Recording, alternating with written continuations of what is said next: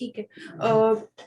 क्योंकि आलोक प्रसाद सर, आप शायद यूपी के फॉर्मर रहे, यूपीपीएससी के आप फॉर्मर मेंबर रहे हैं। तो मैं आपसे जानना चाहती हूँ कि जैसे सर ने बताया कि आंसर लिखें तो बाइज्ड नहीं होना चाहिए, आप किसी भी साइड को बहुत एक्सट्रीम ना ले लें। बेसिकली बोर्ड आपके आंसर से जानना क्या चाहता है? आई मीन एक पर्सनालिटी किस तरह की एक्सपेक्ट करता है आपके आंसर से बोर्ड? क्योंकि अक्सर बच्चों को ये रहता है कि हम आंसर राइटिंग में करें क्या, बहुत अच्छा सा लिखें, मतलब कितना उनको नॉलेज है ये ज्यादा चेक किया जाता है, या क्या वो ओपिनियन अपना आंसर राइटिंग में दे रहे हैं, किस तरह के आंसर बोर्ड चेक करता है? देखिए, मैं बताऊं कि इसमें सबसे इम्पोर्टेंट चीज है कि एग्जैक्टली क्या पूछा गया है। होता ये है कि आप आया विमेन एम्पावरमेंट पे कोई अगर प्रश्न आ गया, अब उस पे अगर आप सवाल को डिटेल से ध्यान से अगर बच्चे पढ़ेंगे तो क्लियर हो जाएगा कि उसमें एग्जैक्टली क्या पूछा जा रहा है। उसमें पूरा ऐसे लिखने की जरूरत नहीं, अब तो ऐसे भी आपका वर्ड लिमिट है, वहां पर आपको मालूम है कि इतने स्पेस में ही इतना ही में आपको लिखना है। तो आप जो भी उस पर्टिकुलर सब्जेक्ट के बारे में जो सवाल पूछा गया है उसमें टोटली अनबायस्ड बैलेंस्ड ओपिनियन आपको देना है। भाषा आपकी सिंपल होनी चाहिए, वहां कोई शशि थरूर वाली इंग्लिश या हिंदी में कोई बहुत क्लिष्ट भाषा का प्रयोग करने की आवश्यकता नहीं है। पर जैसे जनरल स्टडीज के आंसर में और ऑप्शनल के आंसर्स में एक सटल डिफरेंस मैं आपको बताऊंगा। वहाँ जैसे हम लोग पब्लिक सर्विस कमीशन में इलाहाबाद में जो एग्जामिनर्स होते थे उनको हम लोग गाइड करते थे कि जब आप जनरल स्टडीज का आप पेपर चेक कर रहे हैं, जैसे हिस्ट्री वाला जो क्वेश्चन जो आपका पेपर 1 होता है जिसमें शायद हिस्ट्री का एस्पेक्ट आता है, तो उसमें यू शुड नॉट, चूंकि वो प्रोफेसर्स होते हैं तो आप ये मान के ना चलें कि ये हमारा हिस्ट्री का स्टूडेंट बीए में या एमए का स्टूडेंट है वो कैसा लिखेगा। आपको ये मान के चलना है कि वो जनरल स्टडीज का जब आंसर कर रहा है तो एक कॉमन आदमी किस तरीके से लिखेगा। लेकिन वही जब आप ऑप्शनल में हिस्ट्री का आप चेक करेंगे then it should be a specialised answer. ये एक सर्टेन डिफरेंस आपको एग्जामिनर्स को बताया जाता है। प्लस दूसरा होता है एक मॉडल आंसर हम लोग उनको देते हैं, तो उसमें जो सर्टेन पॉइंट्स कवर्ड होते हैं वो उनसे कहा जाता है कि उसको भी आप जरूर देखें कि कितना परसेंट उसमें से कवर किया है इस बच्चे ने अपने आंसर देने में। So these are the two things जो कि इंपॉर्टेंट है। और ग्रामेटिकल मिस्टेक नहीं होनी चाहिए, ग्रामर इज वेरी इंपॉर्टेंट। अगर आप व्याकरण की गलती करेंगे आंसर करने में तो उसको बड़ा नेगेटिवली लिया जाता है। जो एक्सपेक्ट किया जाता है कि आप ग्रेजुएट हैं तो कम से कम आप ग्रामर का ध्यान रखेंगे। और हैंड राइटिंग, अब ये एक ऐसी चीज है जो कि आप अचानक उसको ठीक नहीं कर सकते हैं, जो आपने बचपन से सीखा है, पर उसका भी एक थोड़ा सा इंपॉर्टेंस होता है। लेजिबल होना जरूरी है आंसर जो होता है। So these are the basic things, to the point answer करना है, बिकॉज अब ज्यादा स्कोप नहीं है कि आप थ्योरीज लिख रहे हैं। एक दूसरी चीज ये है कि होता ये है कि कोचिंग में आप कर रहे हैं और बाकी जगहों से आपको एक मॉडल आंसर मिल गया किसी भी टॉपिक पे, जैसे मान लिया किसान आंदोलन पे ही अगर कोई सवाल इस बार मेंस में आता है, तो चूंकि भाई सोर्सेज इतने ज्यादा हो गए हैं कि बहुत सारी इन्फॉर्मेशन मिल जाएंगे, आपका एक मॉडल आंसर आप बना के रखते हैं। तो जब एग्जामिनर देखता है तो उसको एक ही तरह का आंसर हर एक में लिख रहा है, तो आपका आंसर थोड़ा अगर यूनिक हो सके, अब यूनिक कैसे बनाएंगे आप उसको, तो उसके लिए इम्पोर्टेंट है कि स्पेशली जो गवर्नमेंट पब्लिकेशंस हैं, जैसे आपने बजट बजट जैसे भी आया, तो जो बच्चे इस बार एस्पायर कर रहे हैं तो दे शुड बिल्कुल बजट को तो पूरा पढ़ लेना चाहिए, समझ लेना चाहिए। तो बजट के हिसाब से, गवर्नमेंट के हिसाब से उसमें अगर आप कुछ एक आध पॉइंट्स उसमें ऐड कर सकते हैं तो उसको अप्रिशिएट किया जाएगा। दूसरे से बजट है, इकोनॉमिक सर्वे होता है, नीति आयोग की रिपोर्ट्स होती हैं, एआरसी रिपोर्ट्स, इन सब चीजों का अगर उसमें आप, जैसे होता है ना कि आपने खाना तो बड़ा अच्छा बनाया पर उस पर थोड़ा सा मसाला ऊपर से बढ़िया डाल दोगे तो एक थोड़ा डिफरेंट हो जाएगा। चावल दाल सब्जी तो हर आदमी बनाता है, लेकिन उसमें थोड़ा सा अगर तड़का लग जाए तो खाने वाले को ही अच्छा लगता है। उसी तरीके से एग्जामिनर भी देखते देखते एक ही तरह के आंसर्स बोर हो जाता है, उसको एक थोड़ा सा डिफरेंट अगर आंसर लगा तो उसका बिल्कुल एंटेना खड़ा हो जाता है और फिर वो that particular child, that particular aspirant gets a better marks. तो ये एक इंपॉर्टेंट एस्पेक्ट है while answering the questions. Zareen, अगर आप मुझे अनुमति दें, बिकॉज मेरा थोड़ा सा पब्लिक सर्विस कमीशन का भी एक्सपीरियंस है, तो मैं एक 10-15 मिनट में मैं थोड़ा ब्रीफली अगर बता दूं तो प्लीज चले? सर, बिल्कुल बिल्कुल वीवर, मैं आपसे वही रिक्वेस्ट करने वाली थी कि अब आप अपना मतलब थोड़ा सा हाँ आपका जो भी एक्सपीरियंस है वो ब्रीफली हाँ, आप स्टूडेंट्स वो को बता चीज दें। मतलब कैसे, जैसे आपने कहा ना बच्चे किस लेवल पे है, कैसे तैयारी करें वो करें, तो वो थोड़ा सा मैं बिल्कुल सर। बात करना चाहूंगा। आई विल, वैसे आजकल और जो भी बातें हम कर रहे हैं आपको हर जगह चूंकि इतने वीडियोस हैं और बनते हैं और मिल जाएंगे बच्चों को, लेकिन मैं सोचा कि मैं अपने एक्सपीरियंस और इन सर्विसेज में रहने और प्लस सिलेक्शन का भी एक्सपीरियंस हमको है, तो थोड़ा सा मैं गाइड कर दूं। तो एक तो जैसे कि सिविल सर्विसेज देने का आपने किसी ने तय किया तो किस लेवल पे आप हैं, where you are right now, मतलब ये आप क्या स्कूल में पढ़ रहे हैं तब आपके दिमाग में आया, या आप कॉलेज में आ गए हैं तब आपके दिमाग में आया, या आप कॉलेज आपने कर लिया है, तो किस स्टेज पे आप हैं उसके हिसाब से आपको अपनी प्लानिंग करनी पड़ेगी। जैसे वाजपेयी सर ने बताया कि उसी हिसाब से आपका एक टाइम पीरियड में आप प्लान कर पाएंगे। तो मेरा ये कहना है कि अगर आप स्कूल में पढ़ रहे हैं, अभी आप मान लिया 10th 11th 12th में है, और आपके दिमाग में एक फितूर आया कि चलो हमको भी आईएएस बनना, हम भी कलेक्टर बनेंगे, एसपी बनेंगे वगैरह वगैरह, तो आप, जो सबसे इम्पोर्टेंट चीज है कि न्यूज़पेपर पढ़ने की आदत शुरू से अगर डाल लें तो उससे एक बड़ा उसमें कोई नोट्स वोट्स बनाने की जरूरत नहीं है, एक हैबिट बनाने की बात है। तो मुझे याद है कि जब मैं बहुत छोटा था तो हमारे पिताजी इंग्लिश में जो एडिटोरियल आया करता था वो पीछे पड़ जाते थे कि नहीं तुम पढ़ करके मुझे शाम को इसका जिस्ट बताया करो। उस समय बहुत गुस्सा आता था मुझे कि ये क्या पापा परेशान कर रहे हैं, लेकिन बाद में मुझे समझ में आया कि उसका बहुत फायदा होता है when you read the editorial, तो एक वो एक हैबिट से बन जाती है। तो जो लोग स्कूल के जो बच्चे हैं उनको तो मैं ये बताना चाहूंगा कि अगर आपके दिमाग में अगर ये आ रहा है फितूर कि हमको सिविल सर्विसेज पे करना है, तो अभी खाली न्यूज़पेपर पढ़ना शुरू करो। और डिसिप्लिन वे में। हाँ, और डिसिप्लिन में, मतलब ये नहीं कि खाली स्पोर्ट्स वाला पन्ना पढ़ा, उसमें हम लोग स्पोर्ट्स का पन्ना पढ़ते थे बाकी नहीं देखते थे। तो हेडलाइंस, एडिटोरियल वेरी इंपॉर्टेंट, और जो करंट अफेयर्स में क्या हो रहा है तो एक थोड़ी सी अवेयरनेस बनी रहेगी, बाकी फिर जब आप आगे बढ़ेंगे तो समझ में आ जाएगा। ये तो वो स्कूल के बच्चे जो ऐसा सोचते हैं। तो कॉलेज में अगर आप हैं, से फर्स्ट ईयर में सेकेंड ईयर में बहुत सारे लोग बड़े क्लियर होते हैं शुरू से ही कि हम को जाना ही है सिविल सर्विसेज में, अनलाइक मी जो कि बहुत बाद में धक्के खाने के बाद समझ में आया तब फिर सिविल सर्विसेज नाम आए। तो अगर आप शुरू से क्लियर हैं तो नथिंग लाइक दैट, आप फर्स्ट ईयर में जाइए, उसी समय से अगर आपके दिमाग में आ गया तो अब आपका एडमिशन किस सब्जेक्ट में आप कर रहे हैं, सपोज आप हिस्ट्री कर रहे हैं या आप इकोनॉमिक्स कर रहे हैं या कॉमर्स में कर रहे हैं, तो उस समय आपको एक दिमाग में कर लेना पड़ेगा कि एक तो पहली चीज जो मैंने बताई न्यूज़पेपर, वो तो आप स्टार्टिंग कर दीजिए न्यूज़पेपर पढ़ना। एक कंपटीशन की कोई भी एक मैगजीन, कोई भी एक मैगजीन, कोई जरूरी नहीं है फलाना पढ़े बहुत ज्यादा पढ़े, एक कोई मैगजीन, और ये आप फर्स्ट ईयर से या सेकेंड ईयर में आप हैं तो आप ये दोनों पढ़ने की एक आदत डाल लिया करें, तो इससे एक अच्छा रहेगा, वो चीज है। Plus the most important is कि ऑप्शनल का सिलेक्शन जितनी जल्दी आप कर लेंगे, तय कर लेंगे कि सर्विसेज देना है, तो हम ऑप्शनल हम कौन सा रखें, वो अगर आप पहले से तय कर लें, अगर उसी सब्जेक्ट में आप कर रहे हैं, नथिंग लाइक दैट, उससे तो बढ़िया कुछ नहीं हो सकता है। बट जनरली मैंने देखा है कि साइंस के स्टूडेंट्स जो है वो जनरली ह्यूमैनिटीज के हम लोग ऑप्शन लेते हैं। मैं भी इंजीनियर था, तो एक तो ऑफकोर्स मैंने अपने टाइम में अपना मैकेनिकल इंजीनियरिंग रखा था, दूसरा मैंने साइकोलॉजी रखा था, तो उसी तरीके से you can think about your option. तो अगर आप पहले से तय कर लेंगे तो ज़्यादा अच्छा रहेगा।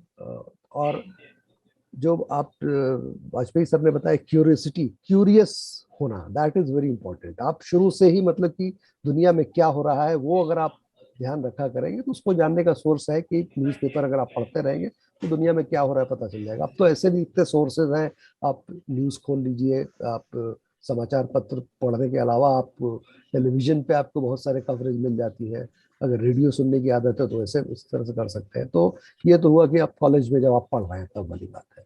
और स्पेशली, और ये जो आपने आपका हमारा ये जो आज के वेबिनार में है कि in the first attempt cracking the IAS, cracking the civil services exam, it is very much possible you can do it in the first attempt only also. पर उसके लिए है कि आपको पहले से प्लानिंग करनी पड़ेगी। आप ग्रेजुएशन में आप पढ़ाई कर रहे हैं उसी समय से आपको प्लान करना पड़ेगा। मैं आपको बहुत ही छोटा सा, मतलब मैं जानता हूँ मेरे साथ ही हमसे जूनियर लड़का था आईआईटी में हमारे कानपुर में, वो हमसे एक बैच जूनियर था, लेकिन उसके दिमाग में शुरू से क्लियर था, अगर आईआईटी में पढ़ रहा था तभी तय था कि हमको सिविल सर्विसेज देना है, तो अपना वहाँ भी पढ़ाई करता रहा और 1981 में वो पास आउट हुआ और उसी साल उसने एग्जाम दिया और 82 बैच में वो आईएएस में आ गया। सो और मैं 80 में पास आउट हुआ और मैं 84 में पुलिस में आया। So it is very much possible कि आप पहले अटेम्प्ट में ही आप दे करके निकल सकते हैं। और मेरा ये मानना है कि अगर बिल्कुल आपका क्लियर विजन हो और आप मेहनत बढ़िया से करेंगे और लक, किस्मत अगर आपका फेवर कर रही है, you can make it in the first attempt, there is no doubt about it. इसे करने को तो आप फिफ्थ अटेम्प्ट में, अभी एक आई थिंक जो थर्ड रैंक 2-3 साल पहले लड़का आया है, वो फिफ्थ अटेम्प्ट में आया और थर्ड रैंक आई उसकी IAS में आई। So that of course is very much there.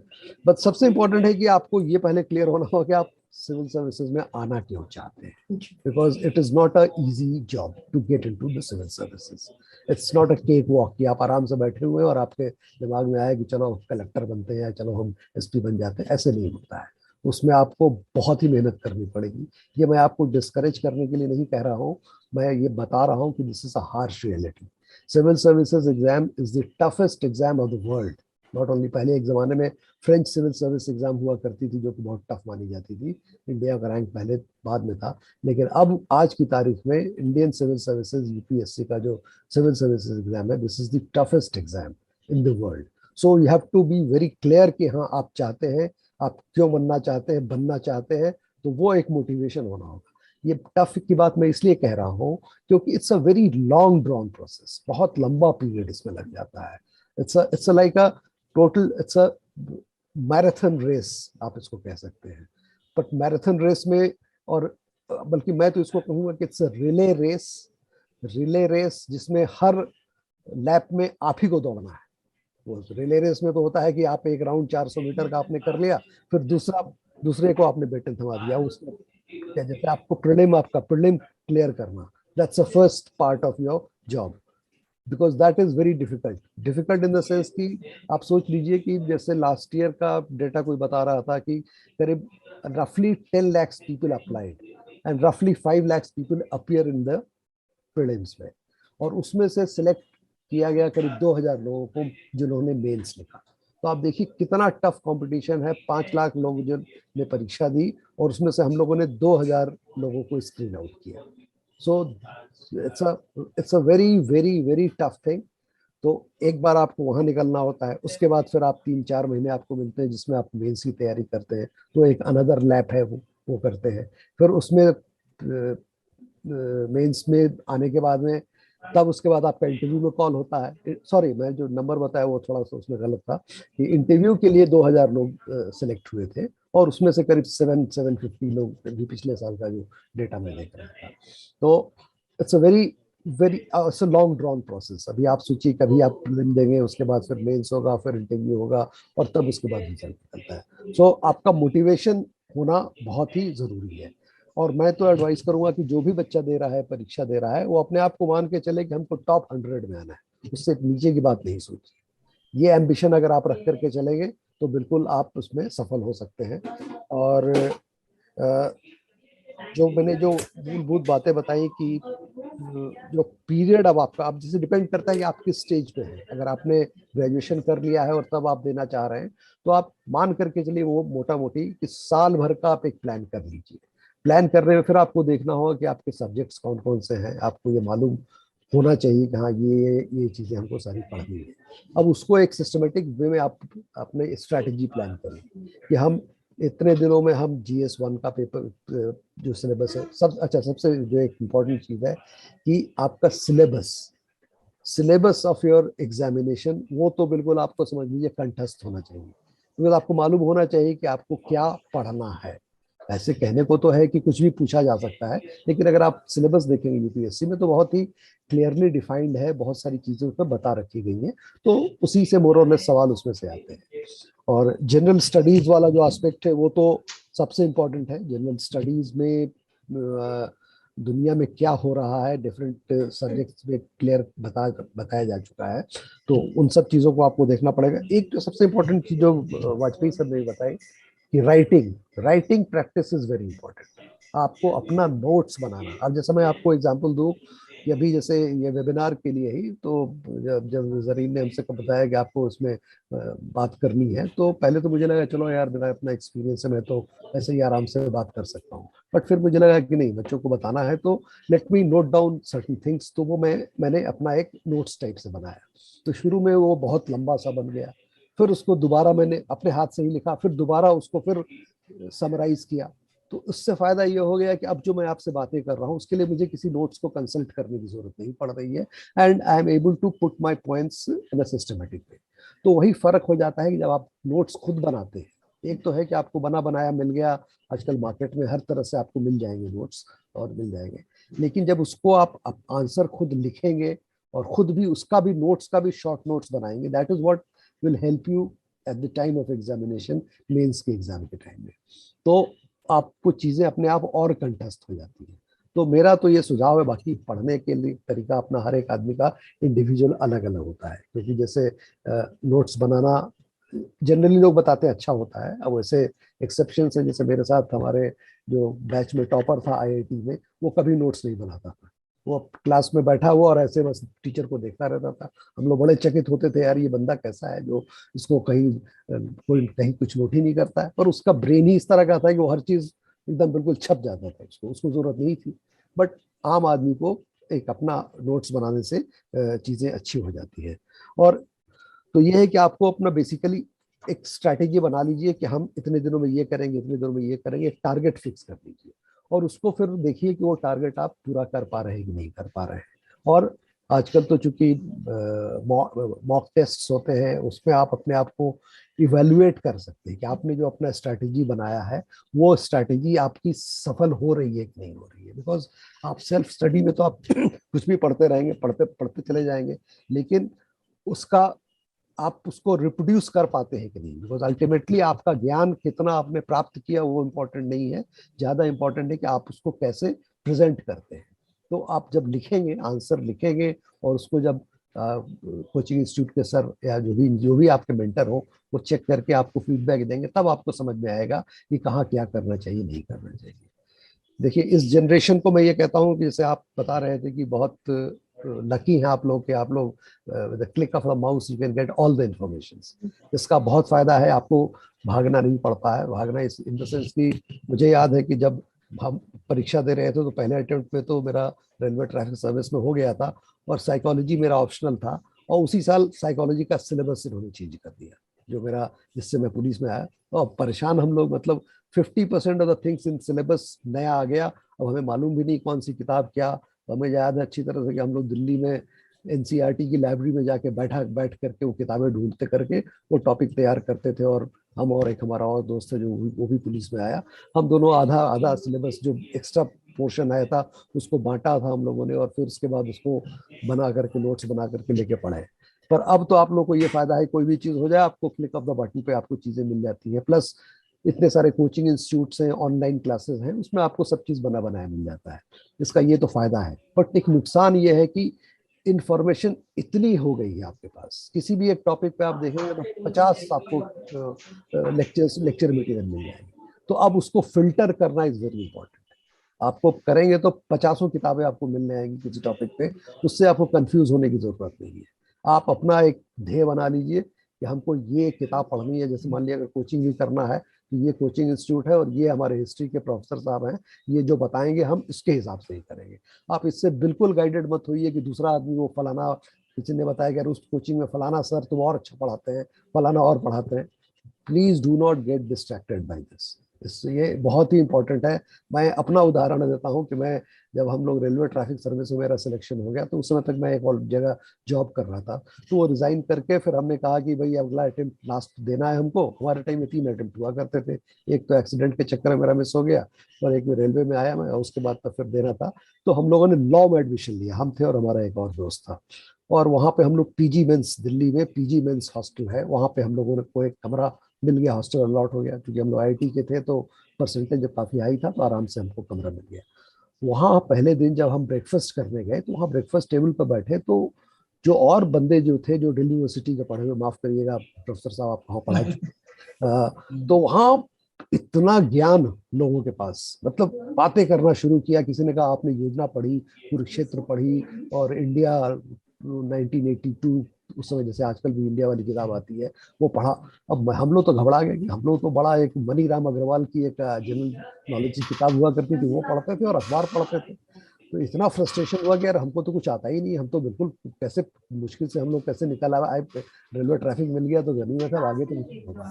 तो बड़ा एक साइकोलॉजिकली बहुत फ्रस्ट्रेट हुए थे हम लोग। बट देन वी डिसाइडेड कि नहीं यार, ऐसा क्या है, इसको हम लोग मतलब ये लोग इसमें तेज होते तो ये लोग भी क्वालिफाई कर गए होते, हम लोग तो अपना, फिर हम लोग के दिमाग में नहीं, हम लोग आईआईटी के पढ़े हुए हैं, हम दिमाग है, हम लोग कर लेंगे इस चीज को। एंड विद दैट कॉन्फिडेंस हमने कहा भाड़ में जाए, आप लोग बहुत किताबें पढ़िए। और ईमानदारी से बताता हूँ, मैंने न कुरुक्षेत्र पढ़ी, न योजना पढ़ी, कुछ भी नहीं पढ़ा था हम लोगों। सो एनीवे, वो जमाना दूसरा था। तो मेरे कहने का मतलब ये है, you have to be very focused. आप एक तय कर लीजिए कि हाँ, इनका हम ये वाला नोट्स पढ़ेंगे और ये पढ़ेंगे, और टेक्स्ट बुक अपना क्लियर होना चाहिए कि टेक्स्ट हमको क्या पढ़ना है। So that is very important. Please do not get overawed by की इतनी सारी चीज इंफॉर्मेशन से, ठीक है। ये हो गया। लैंग्वेज, जो मैंने बात बताई कि लैंग्वेज शुड बी सिंपल। आप you should be able to communicate, मतलब आप हिंदी में भी आंसर लिख सकते हैं, इंग्लिश में भी आंसर लिख सकते हैं, उसमें कहीं कोई प्रॉब्लम नहीं है। एक इम्पॉर्टेंट चीज है वर्ड लिमिट। तो आपको मालूम ही है कि आपको एक सर्टन नंबर ऑफ वर्ड्स में ही आपको आंसर देना है। 250 वर्ड्स का होता है, 150 वर्ड्स का होता है, उसको आपको ध्यान में रखना है। प्रीलिम्स में नेगेटिव मार्क्स होता है, उसको भी आपको ध्यान में रखना है कि हाउ टू बीट दैट उसको, because prelim is very important. हमने देखा है बड़े बड़े अच्छे अच्छे लोग जो सर्विसेज में आ गए और अगली बार पता चला कि प्रीलिम में नहीं आ पाए। सो हमारे टाइम में prelim was much simpler than what is today. It's very very very tough, very important. So उस पे आपको, you cannot take that liberty, उसको हम आराम से कर लेंगे। एज फार एज इवेल्युएशन की बात है, उसमें आपको बिल्कुल निश्चिंत रहने की जरूरत है। स्पेशली मेंस का जो पेपर का जो इवेल्युएशन होता है, उसमें कहीं कोई गड़बड़ नहीं होती है। एब्सोल्युटली, ये कहीं से भी कोई बायस नहीं होगा। आप जो लिखेंगे, जैसा आपका सब्सटेंस होगा, उसके हिसाब से ही आपको मार्किंग मिलेगी। ऐसा नहीं होता है कि ये फलाना प्रोफेसर साहब के पास चला गया तो उन्हें ज्यादा नंबर दे देंगे, या फलाना सब्जेक्ट में ज्यादा नंबर मिल जाएगा, ऐसा नहीं होता है। क्योंकि उसके बाद में मॉडरेशन होता है, हम लोग उसको स्टैंडर्डाइज करते हैं। हम लोग इलाहाबाद में इसको फॉलो करते थे। किसी एक सब्जेक्ट में अगर बहुत ज्यादा नंबर मिल रहे हैं तो उसको फिर हम लोग स्केल डाउन, स्केलिंग किया जाता था। तो इसलिए उससे भी कोई फर्क नहीं पड़ता है। बट ऑप्शनल आपको क्या लेना है, वो चीज आपको अपने आप तय करना है, और उसके हिसाब से आप तैयारी करेंगे तो डेफिनेटली मतलब आप उसमें निकलने में कहीं कोई दिक्कत नहीं होगी। उसके बाद जो स्टेज आती है आपकी इंटरव्यू, तो that is the most important area I will say, because आप करीब से इंडिया के टॉप 2000 में तो आप सिलेक्ट हो गए जब इंटरव्यू में आते हैं। अब उसके बाद इट इज, उसमें से 1/3 सेलेक्ट हो गए, 2/3 रह जाएंगे। तो वो इंटरव्यू को बहुत ही सीरियसली, बिकॉज एक एक नंबर पे, आधा आधा नंबर पे फर्क पड़ जाता है, वो आपको बहुत ध्यान रखना पड़ेगा। तो इंटरव्यू में जो सर्टन थिंग्स जो कि मैं बताना चाहूँगा कि एक अभी मोटे तौर पे बता देता हूँ, बाकी फिर एज एंड व्हेन जब जो जिस स्टेज पे आएगा, तो जैसे मॉक इंटरव्यू वगैरह होता है, उसमें अगर कोई गाइडेंस चाहेगा तो I can definitely help people out on that. The interview में सबसे इंपॉर्टेंट होता है, एक तो ये दिमाग में रखना कि हम इंटरव्यू देने जा रहे हैं। It is not an interview, it is a very homely interaction. जैसे मतलब एटलीस्ट मैं जब इंटरव्यू लिया करता था स्टेट सर्विस के, पीसीएस का और टीपीएस के बच्चों का, तो उनको इतना एकदम कंफर्टेबल बना कर, कोई टेंशन नहीं होना चाहिए इंटरव्यू देने के समय में, कोई टेंशन आदमी के दिमाग में नहीं होना चाहिए। प्लस कौन से बोर्ड में आप जा रहे हैं उससे भी कोई फर्क नहीं पड़ता है, क्योंकि कुछ दिमाग में होता है कि फलाना बोर्ड बड़ा लिबरल है और फलाना बोर्ड बहुत स्ट्रिक्ट है। ऐसा कुछ नहीं होता है। नंबर अगर किसी बोर्ड ने बहुत ज्यादा दिया तो उसकी बाद में स्केल डाउन किया जाता है एवरीडे। यहाँ मैं यूपीएससी में भी जा चुका हूँ पहले, when I was in service, तो यूपीएससी के इंटरव्यूज भी मैं ले चुका हूँ ऑन द अदर साइड में टेबल। तो वहां पर भी शाम को बैठ करके फिर मॉडरेशन होता था कि इंटरव्यू में किसी बोर्ड में बहुत ज्यादा नंबर, 70-80% नंबर दे रहे हैं, कोई बोर्ड है जो कि एवरेज उनका 50-60% आ रहा है, तो उसको फिर कोलेट करते थे और उसका उसका भी मॉडरेशन होता था। इसलिए उससे आपको परेशान होने की जरूरत नहीं है। बट इंटरव्यू में देयर सर्टेन थिंग्स की फर्स्ट इंप्रेशन आपका, तो आप कैसे दिखते हैं, मतलब ये नहीं कि भगवान ने आपको कैसा बनाया है, आपकी, आपका पहला चीज है कि आप ड्रेस क्या पहने हुए हैं वहां पर, ये नहीं है कि आपको बहुत ब्रांडेड कपड़ा पहनना है, कुछ भी पहनना है, बट एक जनरल डेकोरम ड्रेस के साथ होना चाहिए। अब जैसे कि जिस लड़के लोग बैठ जा रहे हैं तो शर्ट, आप कोई जरूरी नहीं है कि आप टाई लगाए, बट जो शर्ट हो ऐसा नहीं कि चेक की शर्ट आप पहन लें, बहुत फ्लैशी सा कलर्ड शर्ट हो, वो नहीं होना चाहिए। Shirt should be cream colours, एक सोबर कलर का शर्ट होना चाहिए, व्हाइट है प्रेफर कर रहे हैं। कोई जरूरी नहीं है कि आप कोट पहने, कोट पहनना कोई जरूरी नहीं है, बट अगर विंटर का मौसम है, मान लिया फरवरी एंड में और मार्च फर्स्ट वीक में इंटरव्यू होता है, तो उसमें आप बिल्कुल कोट पहन करके जाइए। टाई जरूरी नहीं है, टाई अगर लगा लेंगे तो ज्यादा आदमी, फिर उससे होता यह है कि जो बोर्ड में दूसरी तरफ जो लोग बैठते हैं, जो बोर्ड मेंबर्स होते हैं, वो हमारी तरह 60+ के लोग होते हैं। तो we have a very different thought process. आज की जनरेशन सोचती है अरे क्या करना है, टाई लगाना क्या है, वेरी कैजुअल टाइप का है।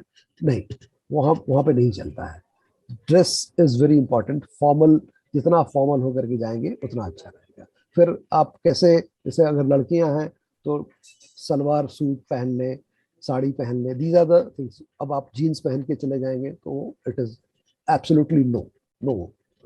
तो ये तो ड्रेस वाली बात हुई। आप कैसे अंदर घुसते हैं, कैसे ग्रीट करते हैं, आप सीधे आप कुर्सी पे जाके बैठने लगते हैं या आप परमिशन मिलती है तब आप बैठते हैं, वेरी स्मॉल लिटिल थिंग्स। आपने जो टाई पहन रखी है उसकी लंबाई कितनी है, बाल आपके प्रॉपरली ट्रिम्ड है कि नहीं है, वेरी स्मॉल थिंग्स, जो कि जब अगर आप लोगों में से कोई सिलेक्ट होता है, उस स्टेज पर पहुंचते हैं, तो वो बातें की जा सकती है, बताई जा सकती है। एक चीज जो मैं बताना चाहूंगा कि आजकल एक बड़ा फैशन हो गया है मॉक इंटरव्यूज देने का, बहुत सारे मॉक। अगर आप करोल बाग चले जाइए तो वहाँ, बिकॉज पिछली बार मैं गया था तो एक कोचिंग इंस्टीट्यूट वाले ने हमको रिक्वेस्ट किया तो हम गए थे। तो उसमें पैनल में एक IAS ऑफिसर था जो कि 10 साल की सर्विस के बाद उसने सर्विस छोड़ दी थी और वो मेंटरिंग का काम कर रहा था। तो रहा था कि सर मैं जैसे ही यहाँ से कोचिंग से बाहर निकला तो दूसरे 4-5 कोचिंग वाले तैयार वहां बैठे थे, अपना कार्ड लेकर के, आइए आइए मॉक इंटरव्यू हमारे यहाँ दीजिए, हमारे यहाँ दीजिए। तो ये एक बिजनेस हो गया है, that is a different thing. मेरा ये कहना है कि मॉक इंटरव्यू ज्यादा आदमी नहीं करे। 1 या 2 जगह पे आप मॉक कर लीजिए इंटरव्यू में, आपको आपकी क्या कमियां हैं वो सारी चीजें पॉइंट आउट हो जाएंगी और फिर उसके हिसाब से आप अपना इम्प्रूवमेंट कर सकते हैं। तो उसमें फिर उसके बारे में, इंटरव्यूज के बारे में बहुत डिटेल में तो बात करना चाहेंगे हम, पर आई डोंट थिंक कि today is the right forum और राइट डे फॉर दैट। उसमें फिर जो लोग उस स्टेज पे पहुंच रहे हैं उनको हम बताना चाहेंगे कि उसमें एग्जैक्टली क्या क्या नुआंसेस हैं, क्या क्या चीज़ों पे ध्यान देने की जरूरत है, क्या आपका आंसर होना चाहिए। सो ये मोटे तौर पे सिविल सर्विसेज के बारे में जो मेरा टेक है। और ये बहुत इंपॉर्टेंट है कि आप मान के चलिए कि हमको पहले अटेम्प्ट पे निकालना है। मैं आपको इसलिए बता रहा हूँ उदाहरण, ये सोचना कि हम अभी दे देते हैं और अभी नहीं होगा हम सेकंड अटेम्प्ट करेंगे। एक सीनियर IPS ऑफिसर हैं जो रिटायर हो गए तेलंगाना में, वो उन्होंने पहला अटेम्प्ट दिया था, बहुत पहले की बात है, मतलब आज से 30-40 साल पहले की बात बता रहा हूँ मैं। तो पहला अटेम्प्ट दिया तो उनको, उनकी रैंक आई थी 63, गॉट इनटू IAS।